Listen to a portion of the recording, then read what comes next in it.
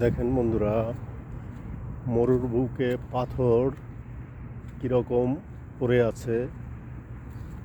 পাথরের শুধু পাথর পাথর দেখেন কত বড় পাথর, মাটির চায়কার মতো। দেখেন পাথর আর পাথর, একটা পাথর কত বড়।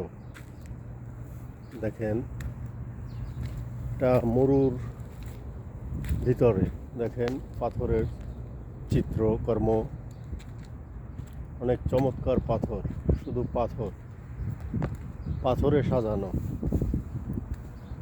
দেখেন কত বড় পাথর, এবং পাথর আর পাথর। দেখেন কত বড় পাথর। ভালো লাগলে লাইক করেন, কমেন্ট করেন, শেয়ার করেন। ধন্যবাদ।